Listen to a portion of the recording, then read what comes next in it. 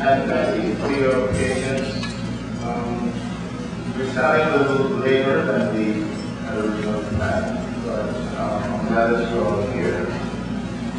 My name is Colin Henry, and I'm the manager of the Small Minority Business Services Unit in the Secretary of State's office.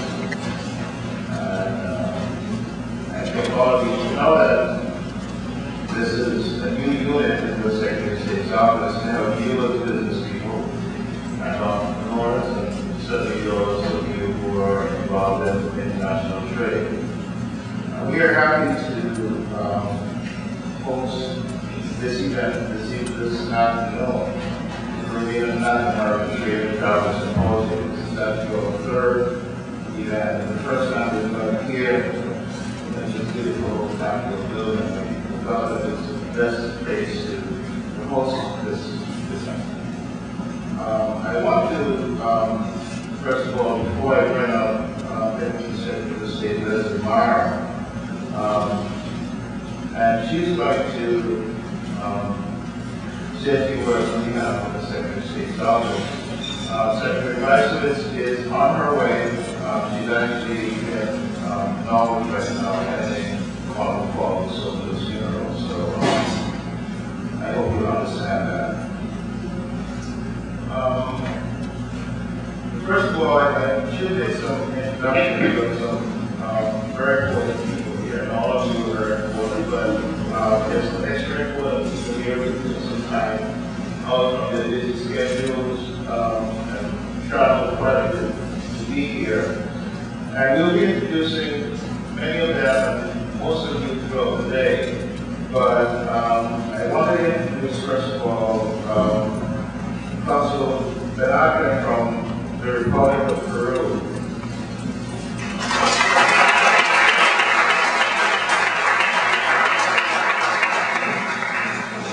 Dr. Harold Robinson, the Consul General of Trinidad and Tobago.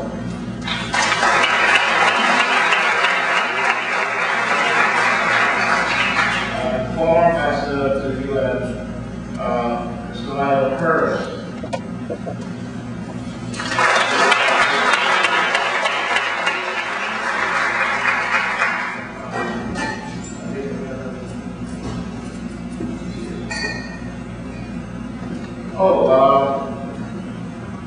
Honorable Mr. Elsa is here.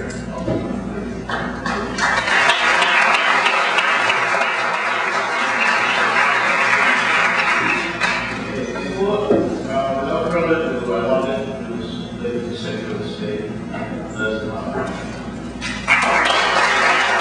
Into the room, and the room is full of positive energy, and I'm delighted that we're having this event here at the Capitol, because for those of you who are citizens of the state of Connecticut, you know that there are other people at work in this building because we don't yet have a state budget.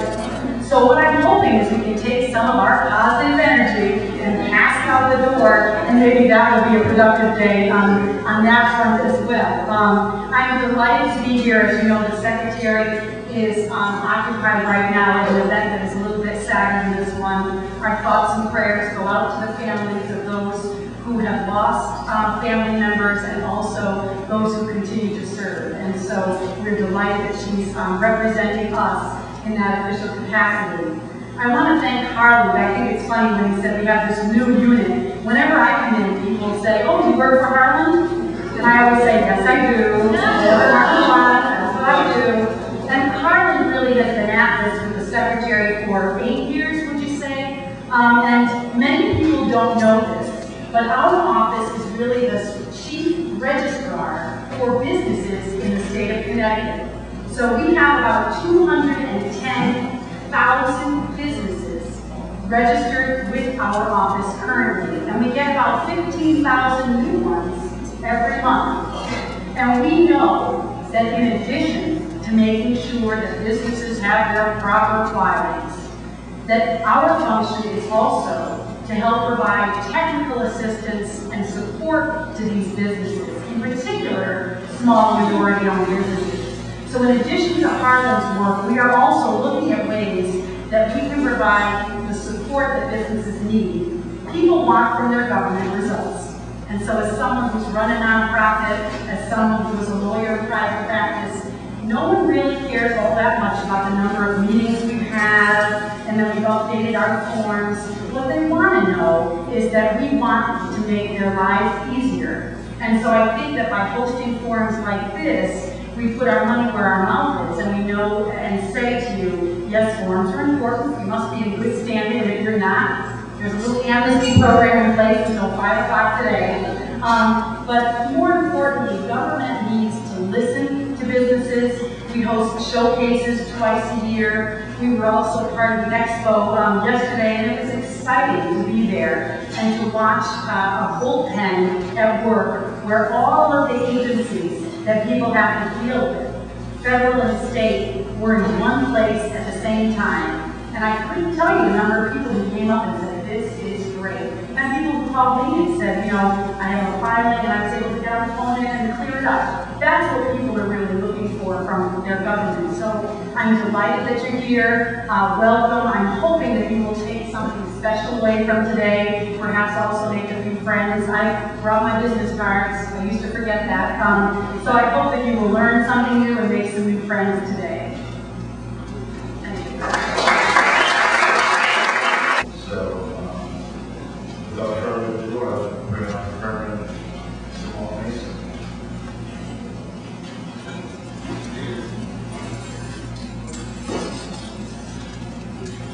Thank you very much. It is truly a pleasure to be here.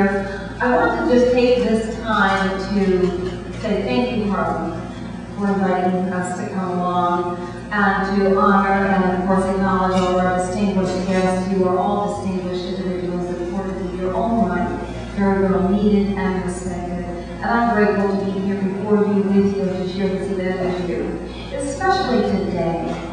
This marks the 7th year that Harlan Henry and the Secretary of State's office, supported by Mrs. Leonard, has held the Minority Business Expo. And I think it's important, and I won't be before you long. You see, you think you talk long, I'm ready for money.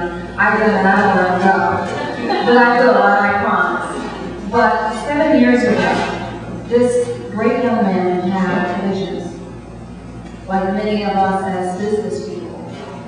And he said, I'm sure God let somebody understand. And he went to someone that did, which was the Secretary of State's office. So before we take in a prayer, I want us to really think about that, especially all of you that are here to embark upon relationships, not just locally, but now globally, to take your vision, your hope, and your dreams that way. I am grateful even more so than probably most of you, because I remember attending the first Business Expo. My ministry at this point is comprised of 27 companies. We are national and international.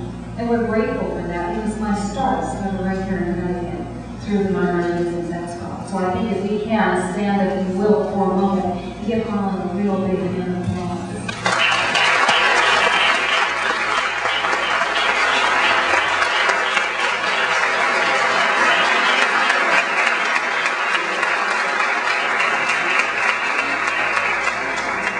And you know what they say, no one goes any place alone, and we don't. This program has takes together of everyone that's involved in front of the scenes and behind the scenes that make people's hopes, dreams, and aspirations work. One of the things I'd like to do is ask someone to stand that I brought with me. Given the fact that this is an international symposium, I'd like to ask Sister Jane Wood if she would please stand. Jane Wood is the Connecticut President, Connecticut Chair, for the Women's Federation for World Peace. And they have general consultative status with the United Nations currently, all of the organizations that we're involved in. And through that organization, there's a program called the Ambassadors for Peace, sponsored and championed by the Universal Peace Federation. And understanding that there's also a relationship with the Interreligious and International Federation for World Peace. Understand that when we ask people to do business, when we embrace them in the business community, we understand that they're trying to bridge a gap, sometimes eliminating poverty, eliminating racial barriers, international barriers, all kinds of barriers. And when you do that, people come together with a common goal to build their economic base and their communities. You're bridging, relationships that add to peace. So in that vein, we elected at this point to recognize the Secretary of State, Susan Blasewicz, and Harlan Henry as International Ambassadors for Peace. And I'd like to read to you that certificate. Harlan, can I ask you to stand and join me here at the podium, please?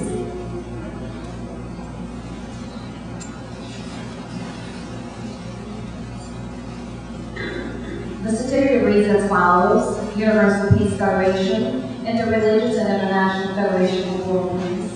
The Universal Peace Federation and the Interreligious and International Federation for World Peace acknowledges as ambassadors for peace those individuals whose lives exemplify the ideal of living for the sake of others, and who dedicate themselves to practices which promote universal moral values, strong family life, interreligious cooperation, international harmony, and renewal of the United Nations, and responsible public media, and the establishment of a culture of peace, transcending racial, national, and religious barriers. The ambassadors for peace contribute to the fulfillment of the ages, the hope of all ages, a unified world of peace, wherein the spiritual and material dimensions of life are harmonized. The Universal Peace Federation and the Interreligious International Federation for World Peace are proudly hereby recognized as ambassadors for peace, both Susan Blasewicz and Mr. Harlan Henry on this day.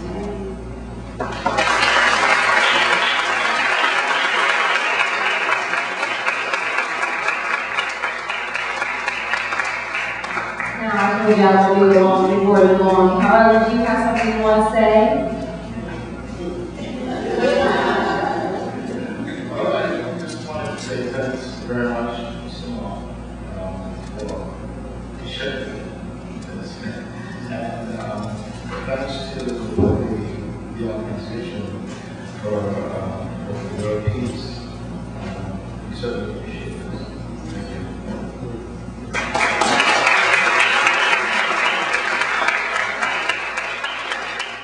And with that, I would ask you to bow your heads or stand whatever way you are comfortable in your prayer process. As we approach the throne of grace, merciful Father, we thank you today for this day, a special day that you have given us, that we may come together just to glorify your name, to celebrate one another, and all of the efforts being put forth today. We also right now ask for a special recognition on the family of that fallen soldier and all of them worldwide who have lost their lives fighting in the war, God, for whatever reasons is that it exists. Lord, we pray right now for peace, but also for a great meal, that it goes down well, that it nourishes our body, that we may, of course, give ourselves to you to do this work that you place before our hands, each and every one of us individually. Amen.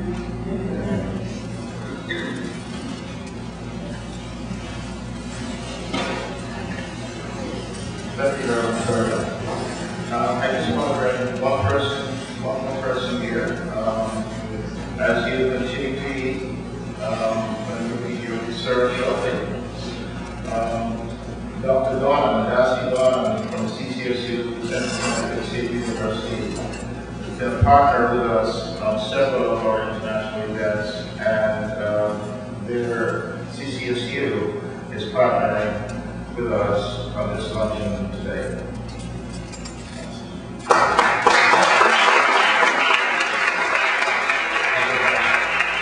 Hello everyone. We won't take much time with it compared to just with bon appetit. But I will say, just as a representative and professor and interim director of the Tourism and Hospitality Studies program at CCSU, that we're certainly very happy and pleased to be partnering in such an event. And as Harlan mentioned, we have in the past, and we certainly look forward to doing so in the future. This is the first time that our program, the Tourism and Hospitality Studies program, has been involved, and we certainly look forward to being more involved. Thank you very much, and again, bon appetit. And of course, that's some of the main things that we're trying to talk about here today. If I got the next slide on. First, I think it's important to talk about where we are in Connecticut in regards to exports. Connecticut export performance in 2006 was nothing short of spectacular. If you're thinking of getting involved in international business or are doing international business, certainly this is a good time to do it. Connecticut exports 2006. So $12.2 billion, that was 26 percentage points up from 2005. Connecticut outperformed the U.S. and New England for the first time in 10 years, and Connecticut is over a quarter of the exports coming out of New England. Next slide. For Connecticut Caribbean trade, where the exports going? Well, the biggest partner by far, the Warsaw, the rest is Mexico, which is our sixth biggest trading partner. Certainly the NAFTA effect is taking place here. But there's also quite a bit of trade going on with the Dominican Republic, Colombia, Venezuela, Honduras, Costa Rica, and Bahamas. As you can see, they're rated anywhere from 25th to 65th out of our 210 trading partners from Connecticut. Connecticut Latin American trade is not as improved. Brazil, which is a fast growing market, at $115 million in trade last year. Chile, Argentina, El Salvador, Peru, and Ecuador, all of which are anywhere from 42nd to 66th in terms of trading partners with Connecticut. So you can see there's a substantial amount of exports from Connecticut to the Caribbean and to Latin America. But they don't necessarily rank as large as some of the European and Asian destinations, and I think that certainly is a challenge.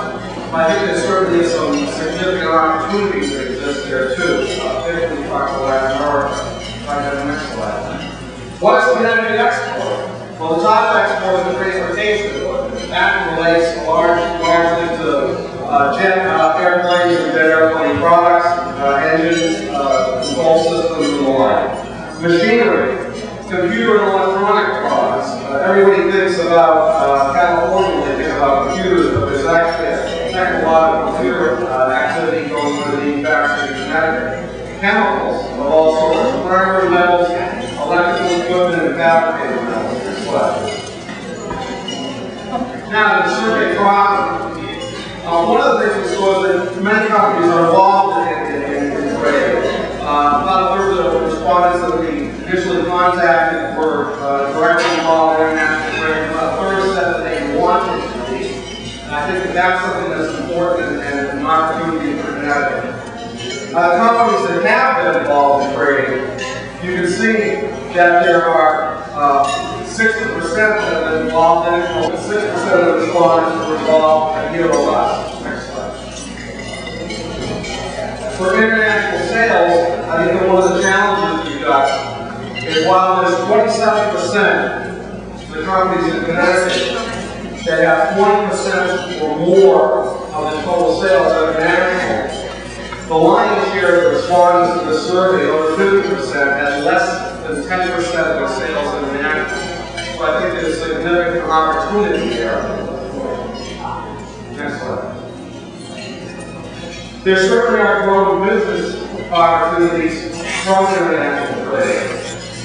One of the questions that we asked 10 years ago when we did this survey was, why are you doing international trade? It's actually growing your business. Certainly increasing company sales and profits is a no-brainer. Exploring emerging markets came out very strongly into this. But one of the things that was probably most significant that came out of the survey, and was not on the charts at all 10 years ago, was the quality of your clients. The fact of the matter is that there are an enormous number of Connecticut companies that are involved, that are large companies, that are involved in international trade. And they have become more international with it. They've got foreign sites, they've got foreign manufacturing facilities. Yes, there's still a presence here in Connecticut, but they have presence with operations overseas. And so certainly the need to follow compliance is very important for a lot of the other companies that are involved in international trade. If they don't, they're going to lose them as customers. Next slide, please. One of the biggest concerns and barriers to success that we see. Cost competition is a real challenge in terms of what's going on with Connecticut companies in international trade. Unfair trade practices are a problem. That's something the government needs to get involved. Loss of intellectual property is perhaps one of the most serious things that's out there. And the challenge here is that one of the things that we see for Connecticut companies for their strength Is there innovation? In other surveys we've done, we see that about 3/4 of manufacturers and about 2/3 of business overall introduce a new product or service every single year. And that introduction, continually introducing new products and services, is what's important in terms of their competitive strength, their ability to price products at a premium, their ability to pay high wages. And so there's a real concern there when we see something like loss of intellectual property. And that's something that the area for government to be involved in as well, helping to protect that in foreign trade. What are some of the greatest barriers to business further involvement in international trade? Certainly trade barriers and regulatory disparities are a challenge. Global competition itself is a barrier, being able to penetrate markets, knowing which markets to get into. And limited company resources is a challenge. And certainly these are some things, particularly limited company resources, where there may be able to be some help from the state. Next slide, please. What do we see for future export markets? This is probably more a challenge for the Caribbean and Latin American area.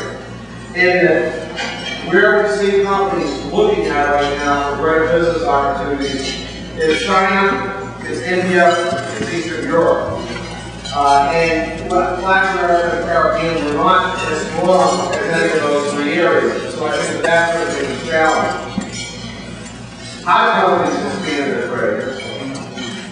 One of the things that we're seeing is that they're using agents, representatives, using government export programs, and foreign contacts and distributors. Next slide. Another way that they're doing it is they're building alliances, particularly strategic alliances with companies in different parts of the world. That certainly, I think, is an opportunity for our foreign business services who are here today in terms of the fact that there are a lot of companies that are looking for partners. And that is one of the ways that they're certainly looking to grow. And strategic alliances with companies that are in areas such as Peru or Trinidad and Tobago may be some opportunities for expanding trade. One of the key areas that came out in the survey, and that is being addressed right now, there's a number of people working on this, is that we asked the respondents how aware they were of services that exist right now to help them with trade. And fully half of them are not fully aware of the government-sponsored resources that we have right there in Connecticut, either through the Department of Commerce or the Department of Economic and Community Development, or even through private groups such as the World Affairs Council. I'd like to recognize a few people. Laura Dorsey, if you could raise your hand and stand up. Laura is one of the trade assistants with the Department of Economic and Community Development. They have the enormous ability to help and assist companies that are looking to either establish or do international trade out of Connecticut. I strongly urge you to contact her if you're thinking of that. Also, thank you for listening from World Affairs. The World Affairs Council, as well as my organization, CDIA, and partners that we have, such as WISER for World Institute for Strategic Economic Research, through our website at CDIA.com, are also resources for companies that are looking to do business overseas and to get the information that they need. Now, what were the top 3 tools that businesses thought they needed in order to expand their international trade? First is international market research, and certainly through information that's available from the Department of Commerce and the Department of Commerce office in Middletown, Carl Jacobson's contact there, or through things such as we have on our website, the WISER program for international market research, is something that's readily available and comprehensive. Manufacturing-specific market research is certainly there. Certainly, one of the experts like Laura can guide a company through where the information is that they need if they're looking for that information. So I think it's really important that companies be aware that there is this information. Next slide. Another thing that we're seeing is that companies are using the internet. About 85% of them involved in the international business are using the web in order to facilitate that business. The top 3 reasons is first for market products, second for email, and third for market research. And I think that one of the challenges here is that only 14% say that they're using it for market research. when probably 95% of easily accessible market research is on the web, is something that is, again, a very important challenge. Next slide. And finally, one of the things that we heard from companies is that education improvement is something that's vital to them. You can't do international business unless you have the people to do it. And certainly there's a great deal of concern about that, and that's certainly the strength of Connecticut. We're here today as a result of a conversation that Harlan and I had a long time ago when we were walking in the West Indian Parade in Hartford in 1998. And Harlan and I hatched this idea that we would try to help small businesses and entrepreneurs. And we have been just delighted to be able to meet so many business owners, so many budding entrepreneurs with a good idea. We want you to be successful. We want to help make it happen in a big way, because if you're successful, our state is successful. So with that, I'm delighted to finally be with you. It hasn't been the most uplifting of mornings for me, but I'll tell you that I know that we all hold Keith Heitman, the young man from Norwich who died in Iraq, in our hearts. It was quite moving. The Bronze Star was presented to him by one of the chiefs of staff to a military leader, and it was quite moving. So I'm delighted to be here with you to help you learn about business opportunities in the Caribbean. So with that, Harlan. Oh, and Roxanne, it's so nice to see you, another of our small business leaders. Put this number on speed dial too. Right. Mr. Robinson, Honorable Robinson, Trinidad and Tobago. I'm sure you can top that.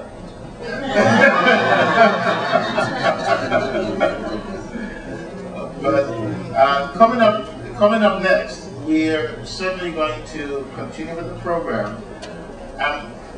I'm waiting just for a few more minutes for the Honorable Minister from the Republic of Peru to return. And he promised me that he will return, try to return by 3 o'clock. So hopefully he should be on his way. If not, we'll change the program a little bit again. If you don't mind, just bear with us, and then we'll continue. Thank you.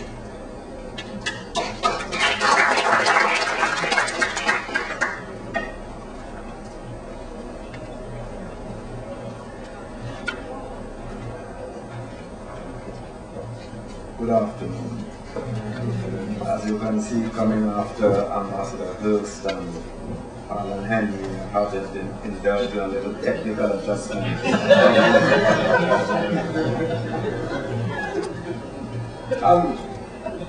I don't know if I can top Ambassador Hurst. Or whether it's a blessing or curse, Trinidad and Tobago is one of those Caribbean countries which does not rely on tourism as its major economic activity. We do share the cultural tradition of telling stories. And there's one that some of you may have heard, some of you may not, when in the dark days when things were looking very, very perilous. And our Prime Minister at the time sought advice from his advisors as to what he can do to ensure the development of Trinidad and Tobago. And those advisors advised him that we should declare war and invade the United States of America. And the rationale behind that was that having done so and having been defeated, the United States would then turn around and have a Marshall Plan for Trinidad and Tobago. To which our Prime Minister says there's one problem. And when asked what that problem was, he replied, suppose Trinidad and Tobago won. Then you would have one and got no development. But what I can say is that the economy of Trinidad and Tobago is very vibrant at the moment. Being located where we are, at the southernmost tip of the Caribbean archipelago, our geological situation has blessed us, if I may use that term, with reserves of petroleum and natural gas, which we have used for significant economic and social development of Trinidad and Tobago. And we have parlayed those resources into some significant activity.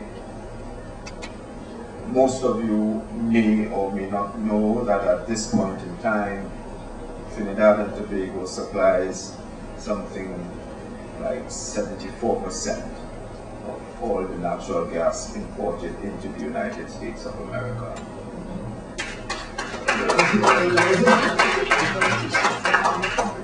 So Mayor, when people in Connecticut, you want to know, but when your political friends speak in terms of there should not be any sighting of regasification plants, then you are affecting my country.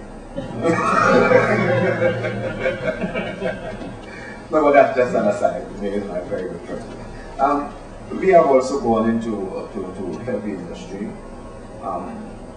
We are at the moment significant exporters of methanol. Indeed, the country second to us in export of methanol at the moment is Russia. And as you know, Trinidad and Tobago is a very tiny place compared to Russia. We export ammonia-based fertilizers. We are on the verge of going into the plastics and ethylene and propylene industries. And so, what we look for are energy markets. Trinidad and Tobago, to put it straight and bluntly, is an energy economy.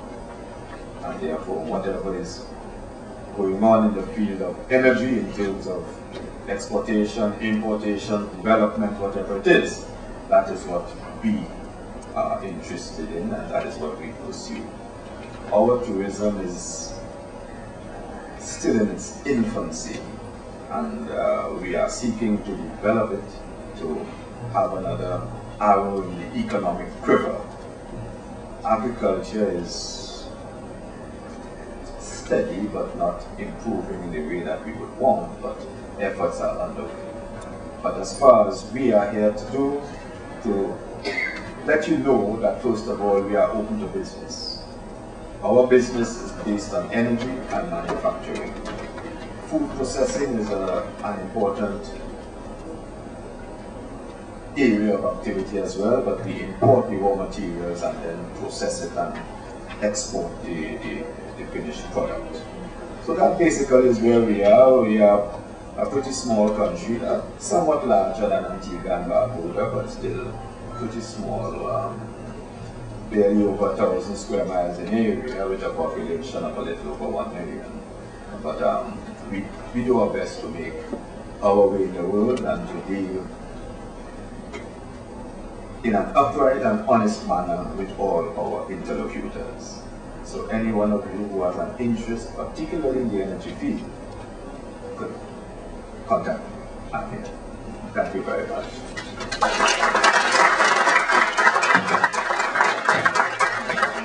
Thank you very much, sir.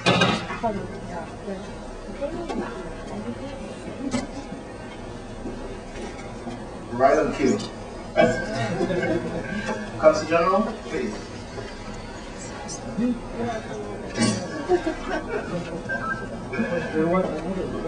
Right on cue.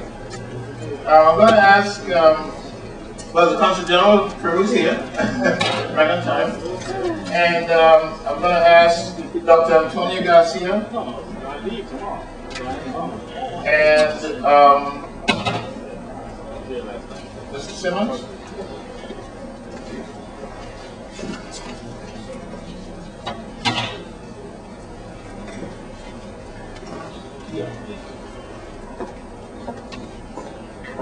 What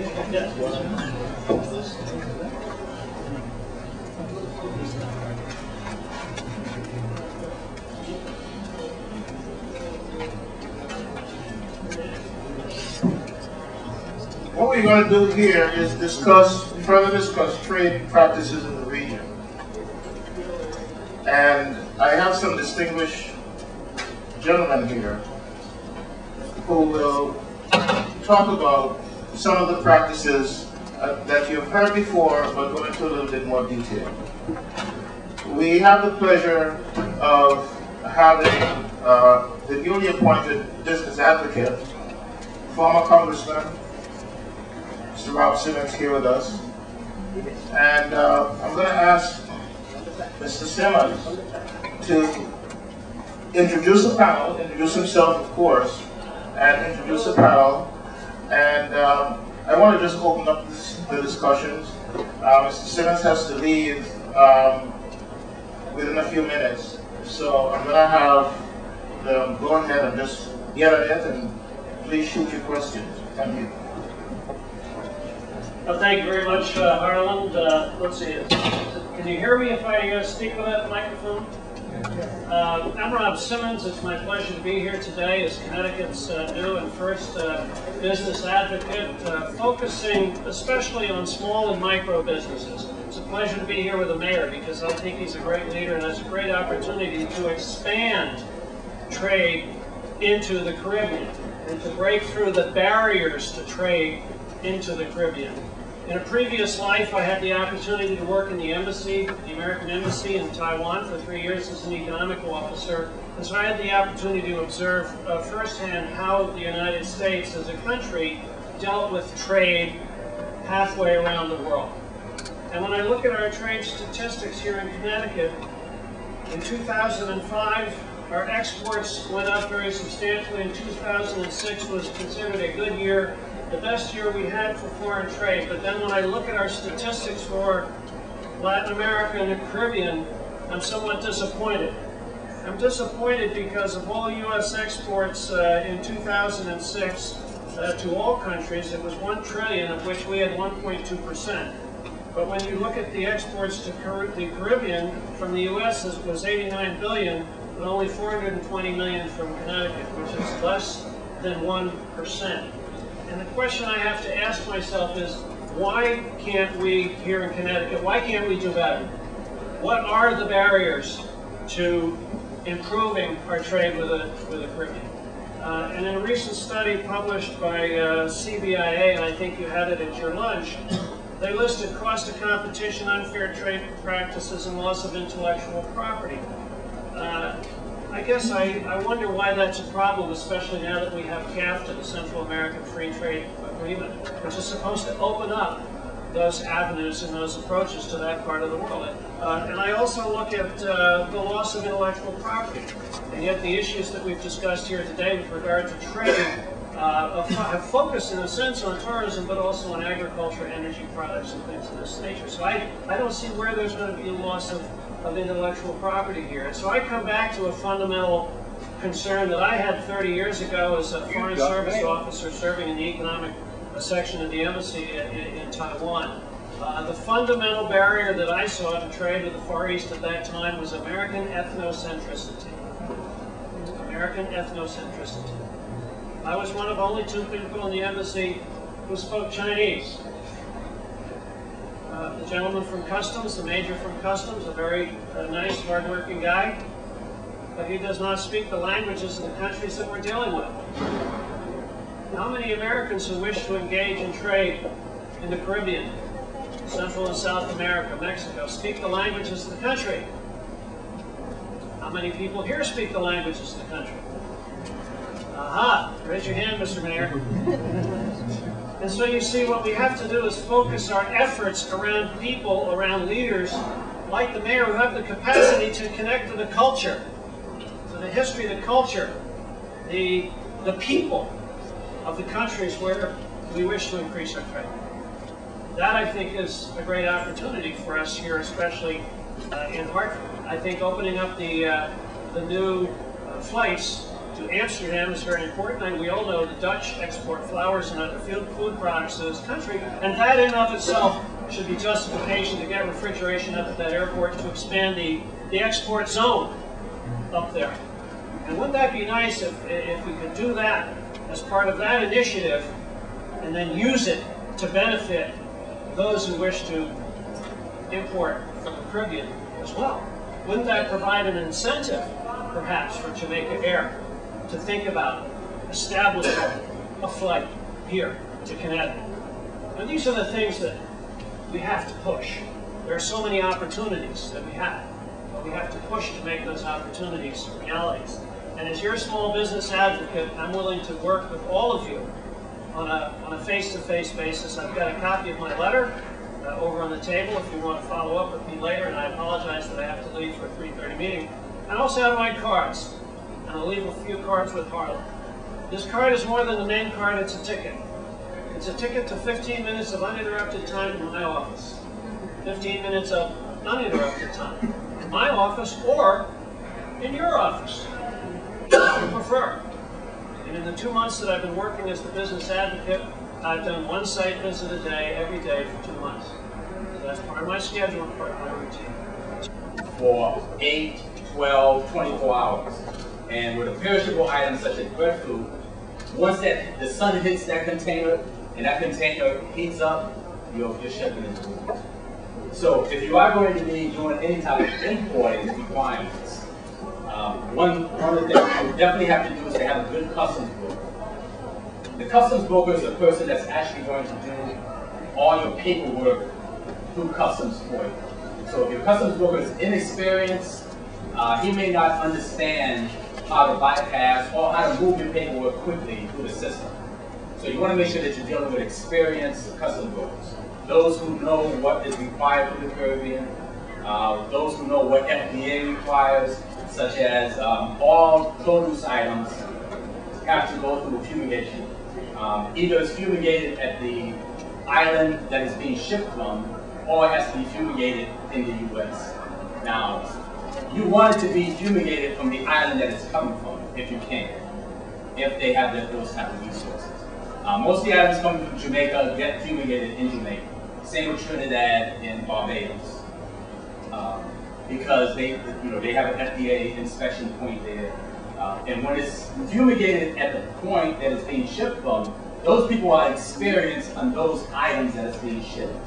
So if you're going to fumigate yellow yams, they know that it has to be fumigated at a certain temperature not to damage the product itself. Now, if you wait for that product to come into the U.S. to be fumigated, they don't know yellow yam. All they know is they're going to turn up the gas to kill whatever type of pesticides that might be, any type of insect that might be in that shipment. So you're going to end up, a lot of time, losing your product. And if you lose that product, it's not their responsibility, it's your responsibility. So you're the one that's going to end up taking the loss. And the shipping company is not going to take responsibility because when they put that product in that container from Jamaica or Haiti, it was in good shape. When they came up here, that's when the problem occurred. So they're not responsible. So you as the importer are the one that's going to be responsible. So you want to make sure that you check all those things. If, in fact, you are shipping some products that's coming from an island that has not fumigated the product, you want to make sure that the product, when it gets to JFK, and I'm talking JFK because JFK is basically your main port of entry for most of your products that's coming into the Northeast. Myself, I use Florida for some of the products. It's either JFK or Florida. I use Florida because the temperature in Florida is similar to that in the Caribbean, and we find that the inspectors in Florida are a lot more knowledgeable of the products coming from the Caribbean than people up in New York. Because in Florida, some of the products that you go in the Caribbean, they go in Florida also, so they do have some similarity and they do have some knowledge of that. If it goes into JFK, you're taking your chances, but you don't have much of a choice. And that's one of the reasons why Mayor Eddie Perez had talked about trying to make Bradley a point of entry. If that happens, then not only with my company and other companies who are doing importing here in the greater Hartford area will become more competitive, we also would have a little bit more control over the product coming in. So versus me having to be at JFK at midnight to wait for that product coming in to make sure it gets fumigated, make sure it gets clear customs, and then loading it into my truck in New York, and then driving all the way back to Hartford to try to distribute it. I could go right up to Bradley, hopefully work out a good relationship with the people at Bradley so that they understand our requirements to be able to move products through the system quickly. So that's a positive thing if we could get Bradley to be a point of entry. But as I was saying, Florida is another option, but it's a costly option. It's an option that we take because we feel that the product coming in becomes fresher for us because of the knowledge of clearing it, and also if the product is being shipped by your regular sea, it's a shorter route. You know, from the Caribbean islands into Florida, normally it's a 2.5 day versus 7 days going to New York. It's a costly option because you have to ship that product from Florida all the way up to Connecticut. So let's say if you're taking yellow yams, for instance, it's going to cost you an additional $3 a box on yellow yam. And yellow yam basically comes in a 40-pound box. So it would go into Florida, clear customs. I would have somebody load it onto a truck that would leave that same day and drive, you know, all the way up to Connecticut to deliver it to me, and I would pay for that shipping. And if in fact we're able to get Bradley, that would again save us at least $3 for those products. Coming out of the Caribbean right now, we would say that the greater Hartford area has about $30 million annually for produce items. Well, I should say grocery items, food products. Based on the number of Caribbeanites that we have here, based on the number of stores, and the amount of business that's being done, it's about $30 million a year. About 25% of that is produce, 20% groceries, then you have seafood, that's another big piece of it, and then miscellaneous items. What the Caribbean Trade Council is trying to do is to foster a relationship between the importers in the greater Hartford area and the Caribbean islands to develop a straightforward relationship that would bypass the middleman, which is the importers in New York, or the going through New York as a clearinghouse. We're working closely with the City of Hartford, the Mayor's Office, Economic Development,